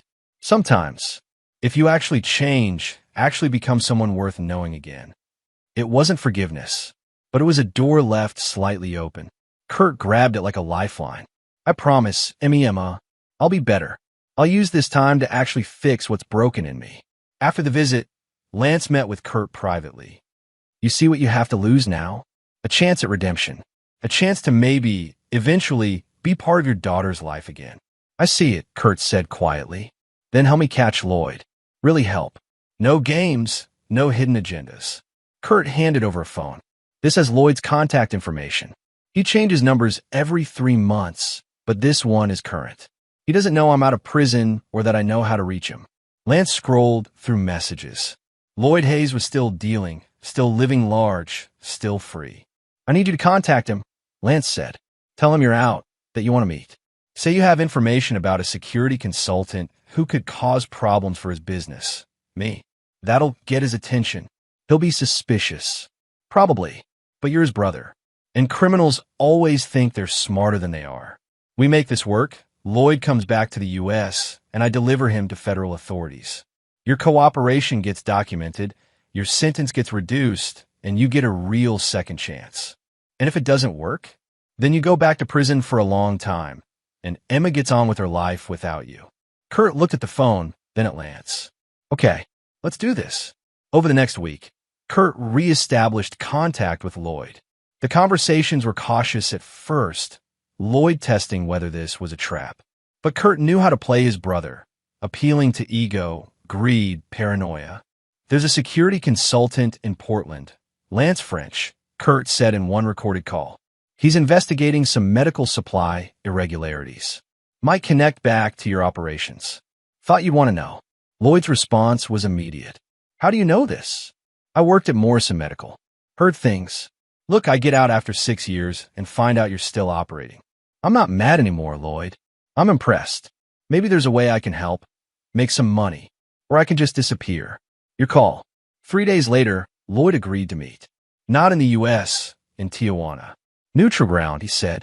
Close enough for Kurt to travel, far enough that Lloyd felt safe. Lance knew it was a trap within a trap. Lloyd would have security, exits, contingencies. But Lance had something better. Jurisdiction cooperation with Mexican authorities, a team that had operated in hostile territory before, and a plan that accounted for every variable. This is going to work, Lance told his team. We're going to catch Lloyd Hayes, close the case I started 7 years ago, and Kurt gets his reduced sentence. And then, Travis asked, then Kurt serve his time, and my son stays safe. That's all that matters. But what Lance didn't say was that he'd also planted insurance. If Kurt betrayed him, if this was all an elaborate setup, Lance had evidence that would bury Hayes for life. Trust but verify. Always. Chapter 7. The Border. Tijuana was chaos and color, danger wrapped in carnival atmosphere. Lance stood on a rooftop overlooking Plaza Santa Cecilia, watching Kurt Hayes sit at a cafe table below. The meeting was scheduled for 3 p.m. Lloyd would come, or he wouldn't. Either way, Lance would know his next move. Travis and 3 operatives surrounded the plaza in civilian clothes, armed but concealed. Mexican federal police, coordinated through connections Lance had cultivated over years, waited 2 blocks away. This had to look clean, no international incidents, no dead bodies, just one fugitive captured and extradited. At 3:15, a black SUV pulled up. Two men emerged, scanning the crowd. Professional security, cartel trained by the look of them. Then Lloyd Hayes stepped out. He'd aged well, Lance thought. Tanned, fit, expensive suit. The face of a man who'd never paid for his crimes. Lloyd wore sunglasses and walked with the confidence of someone who believed he was untouchable. Kurt stood as his brother approached. They didn't hug. Lloyd sat down, ordered a drink, gestured for his security to step back. Lance watched through binoculars, listening through the wire Kurt wore. The audio was crystal clear. "You look terrible," Lloyd said. "Prison wasn't kind. Neither was abandonment," Kurt replied. "You left me to rot. I left you to survive. If I'd stayed, we'd both be in prison.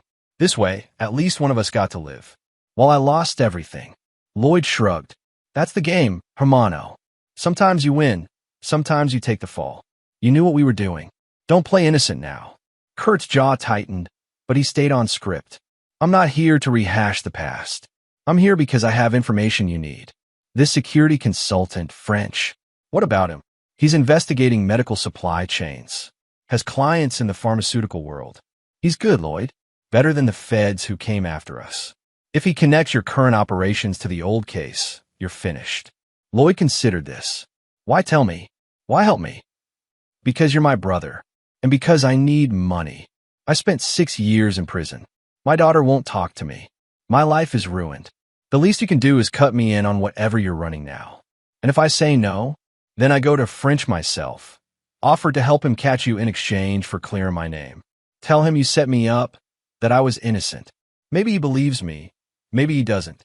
But either way, you're exposed." It was a beautiful play, Lance thought. Kurt was selling betrayal either way. Betray Lloyd to Lance, or betray Lance to Lloyd.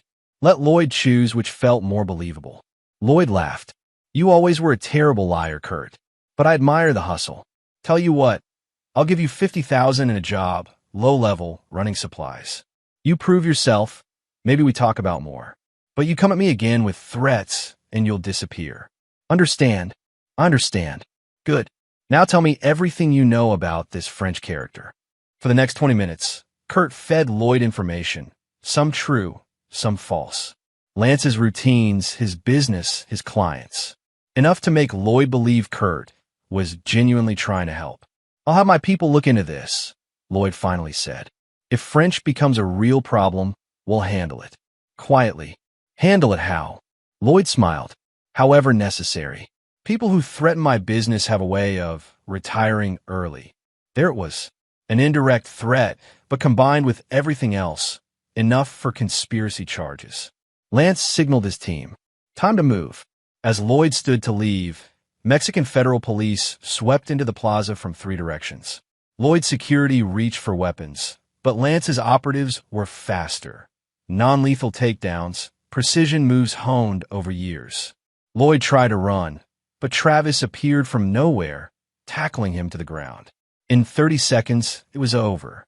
Lloyd, handcuffed, looked up to see Lance approaching. Recognition dawned in his eyes. "Lance French," Lloyd spat. "Should have known. You remember me. I'm flattered. What the hell is this? You're under arrest for drug trafficking, money laundering, and about 15 other charges. The Mexican government is extraditing you to the U.S. You'll stand trial for the crimes you committed 7 years ago, plus the new ones we just recorded." Lloyd looked at Kurt, still sitting at the cafe table. "You set me up. Your own brother." Kurt stood, walked over. "No, Lloyd. You set yourself up when you destroyed my life.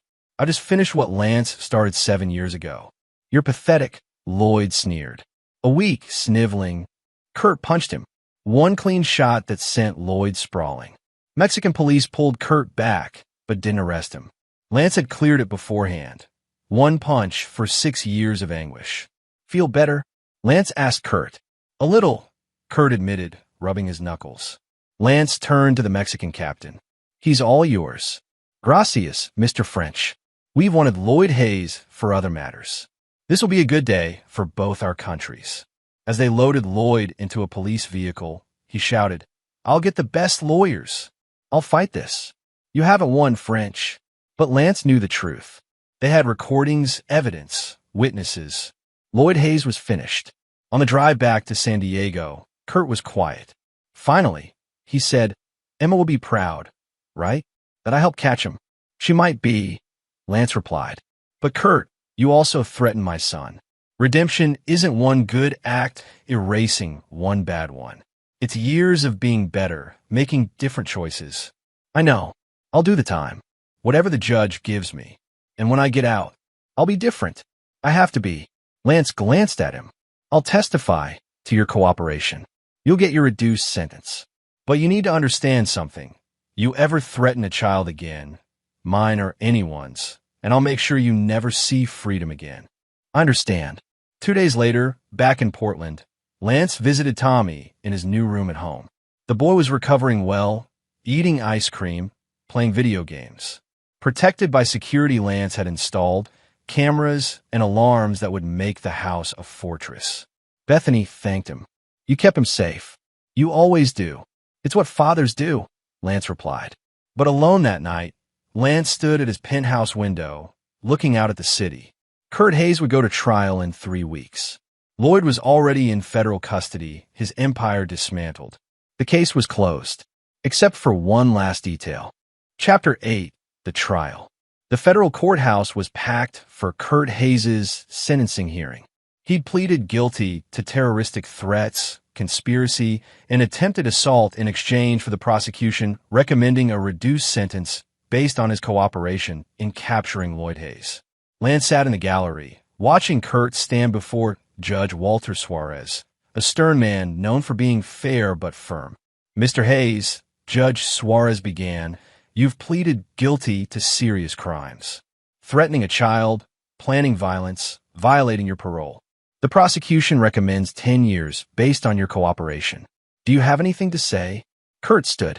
Your Honor, I did terrible things. I was angry, broken, and I blamed innocent people for my own mistakes. I'm not asking for mercy I don't deserve, but I want the court to know I understand now what I did wrong. Not just the crimes I committed, but the man I became. Prison made me hard, but that's not an excuse. I chose to stay hard. I chose revenge over healing. Emma Hayes sat in the front row with her mother. She'd come, against Carol's advice, because she wanted to see her father take responsibility. I have a daughter, Kurt continued. I missed 6 years of her life because of my own choices. She's given me a chance, not forgiveness, but a chance to maybe someday be someone she can be proud of. I don't want to waste that. Whatever sentence you give me, I'll use it to become better, to actually fix what's broken. Lance was called to the stand to testify. He explained Kurt's cooperation, how crucial his information had been in capturing Lloyd Hayes. Mr. French, the prosecutor asked, Kurt Hayes threatened your son. How do you feel about recommending leniency? Lance looked directly at Kurt. I believe people can change, but they have to want to. Kurt Hayes wanted revenge so badly he was willing to hurt a child. That's unforgivable. But he also made a choice. When given the opportunity to continue down that path or help catch the real criminal, he chose the latter. He'll never be my friend. I'll never forget what he planned. But I think 10 years, with serious rehabilitation, gives him a chance to be someone worth his daughter knowing. And that's worth something. The judge deliberated for 30 minutes. When he returned, the courtroom fell silent. Mr. Hayes, I've reviewed your case extensively. Your cooperation was significant, instrumental even in capturing a dangerous fugitive. Mr. French's testimony carries weight. However, you threatened a child. You planned violence. You terrorized a family. These are not small things. Kurt stood straight, ready for the sentence. I'm sentencing you to 12 years in federal prison with mandatory psychological rehabilitation. You'll serve a minimum of 8 years before parole consideration. During that time, you will participate in anger management, trauma therapy, and restorative justice programs. If you complete these successfully and demonstrate genuine rehabilitation, you may be released after 8 years. If you fail to participate or show no progress, you'll serve the full 12. Kurt nodded. I understand, Your Honor. Thank you. As they led him away, Kurt looked at Emma. She didn't wave, didn't smile, but she didn't look away either. That small act of not abandoning him, even now, seemed to give Kurt strength. Outside the courthouse, Lance found Emma and Carol on the steps. Mr. French, Emma said, Thank you for giving him a chance. I didn't do it for him, Lance replied gently. I did it because the justice system should rehabilitate people when possible, not just punish them. Your father has a long road ahead, but now he has a destination. Do you think he'll really change? I think he wants to. Whether he does is up to him. Lance drove home, where Tommy was playing in the yard under the watchful eye of security that would gradually decrease over the coming weeks. The boy ran to his father, hugging him tight. Dad, can we get pizza tonight? Absolutely. Extra cheese. You know it. Simple moments, normal moments. The kind Kurt Hayes had lost and might someday earn back. The kind Lloyd Hayes would never have again. His trial was set for 6 months from now, and the evidence against him was overwhelming. That night, Lance received an email from Nurse Minnie Butler. She'd been fired from Mercy General, but had found work at a veterans hospital. Thank you for not pressing charges against me, she wrote. I was weak, and I'm ashamed. But I'm grateful you saw past that to give me another chance. I'll never betray someone's trust again. Lance replied simply, we all make mistakes. What matters is what we do after. Travis called. Lloyd Hayes' assets have been seized. The feds found over $20 million in offshore accounts, plus properties in 3 countries. It's all being liquidated to compensate victims of his drug operations. Good, Lance said. And the Morrison contract, signed and delivered. They were impressed with how you handled the security breach. Want to expand our services to all their facilities. Set up a meeting for next week. Boss, you okay? This whole thing with Kurt, it could have gone bad in 100 different ways. Lance looked at Tommy, now asleep on the couch with the stuffed robot still clutched in his hand. It didn't go bad. My son is safe. The bad guys are in prison. Sometimes, Travis, we actually win. Yeah, sometimes we do. But Lance knew the truth was more complex. Kurt Hayes was a broken man who'd made terrible choices. Lloyd Hayes was a monster who'd escaped justice for years. Lance had brought both to account, but not through the clean, simple narrative of good versus evil. He'd used Kurt's desperation, his love for his daughter, to trap Lloyd. He'd offered redemption, but also wielded the threat of destruction. Was that justice? Or just a more sophisticated form of revenge? Lance didn't have the answer, but he knew one thing: Tommy was safe. And in the end, that was what mattered most. Chapter 9, The Reckoning. 6 months later, Lloyd Hayes' trial concluded. Guilty on all counts. 60 years in federal prison. No possibility of parole until he was 93. Effectively a life sentence. Lance attended the sentencing, sitting in the back row.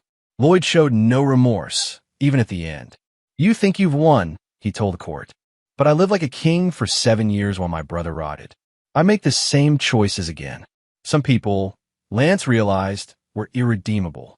Kurt Hayes was 4 months into his sentence at a medium security facility in Northern California. Lance received updates from Kurt's rehabilitation counselor. He was participating fully, had completed 2 therapy programs, was working in the prison library. Emma had visited him twice. Short visits, supervised, but she went. That counted for something. One Saturday afternoon, Lance took Tommy to a soccer game. The security was minimal now. 1 discreet bodyguard, standard precautions. Life had returned to normal, or as normal as it could be. Tommy scored 2 goals. Lance cheered from the sidelines, proud and present. This was what mattered, these moments, this life. After the game, Tommy asked, Dad, whatever happened to that bad man? The one who wanted to hurt me? Lance knelt down to his son's level.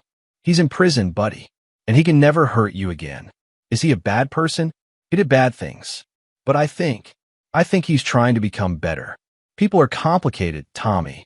Sometimes good people make terrible mistakes. Sometimes bad people find their way back to being good. All we can do is protect the ones we love and hope everyone finds their way to being better. Like in your job, you protect people. Exactly like that. When I grow up, I want to do what you do. Help people. Lance felt his chest tighten with emotion. Then I'll teach you. But first, let's get ice cream. You always say ice cream. Because ice cream is important, buddy. They drove to their favorite shop, father and son, talking about school and sports, and all the normal things that make life worth living. The shadow of Kurt Hayes had passed. The threat was neutralized. But Lance remained vigilant. He always would be. That night, alone in his office, Lance updated his files. Case closed on both Hayes brothers. Kurt serving his sentence, showing genuine rehabilitation. Lloyd locked away forever. But Lance also started a new file, Emma Hayes. He'd set up a trust fund for her education, anonymously. When she turned 18, she'd receive a letter explaining that sometimes people who've been hurt try to hurt others in return, but real strength is breaking that cycle. Kurt had tried to break the cycle by helping catch Lloyd. Now Lance was breaking it further by helping Kurt's daughter. Not because Kurt deserved it, but because Emma did. She was innocent in all of this, a victim of her father's and uncle's choices. Redemption, Lance thought, wasn't just about punishing the guilty. It was about protecting the innocent and giving everyone, even broken people, a chance to be better. His phone rang. Bethany. Hey, she said. Tommy told me about the conversation. About the bad man trying to be better. That was a good answer. Trying to be honest with him. He's getting older. He deserves the truth, or at least a version he can understand. You protected him, Lance. You always protect him. I know we didn't work as a couple, but you're an amazing father. Thanks, Beth. That means a lot. After hanging up, Lance walked to his window. Portland spread out below, a city of lights and shadows, good people and bad, justice and injustice all mixed together.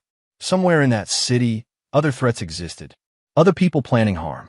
Lance's work was never done. But tonight his son was safe. His team was strong. And two dangerous men who'd threatened everything he loved were behind bars. He'd played the long game, used psychology and strategy, turned an enemy into an asset, caught the bigger criminal, and ensured that everyone faced appropriate consequences.